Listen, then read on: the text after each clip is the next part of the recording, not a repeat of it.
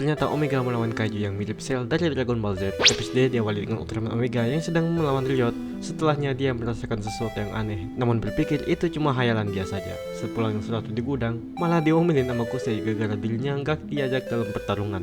Kemudian Kak Ayu pun datang membawa kacang kulit. Jadi Kak Ayu memberitahu kalau mereka sudah mulai membentuk tim pertahanan untuk melakukan perlawanan terhadap Kaiju, yang tentunya berbeda dari tim investigasi. Saat radio menyiarkan pendapat warga terhadap Ultraman Omega, Kusei jadi marah-marah karena yang didukung sedikit banget. Serato malah santai aja nanggepinnya. Namun Ayumu mendapat berita kalau Grime muncul kembali dan Kak Ayu pun pergi ke sana. Begitu juga dan Kusei yang keras kepala bakal ikut juga. Sesampainya Ayumu di sana, ia bertemu dengan Taiya Kazuyasu, komandan dari tim NDF yang sedang menjalankan misi untuk mengalahkan Kaiju dengan bios. Tim NDF meminta bantuan kepada Kak Ayumu untuk misi ini. Ayumu sendiri bilang dia hanya punya pengalaman investigasi saja. Meskipun begitu, bagi Taira di lapangan bukan jabatan yang lebih penting, namun semangatlah yang lebih penting. Kusei dan Serato pun sampai ke lokasi di mana Grime muncul. Saat Grime muncul, NDF pun melancarkan misil biosnya. Karena Serato belum bisa memutuskan untuk berubah, Kusei melihatnya merasa kesal dan bersikeras mengesahkan Trigaron untuk melawan Grime. Di sela-sela Trigaron dan Grime bertarung, Kaiju yang lainnya muncul bernama Elf Gimera dan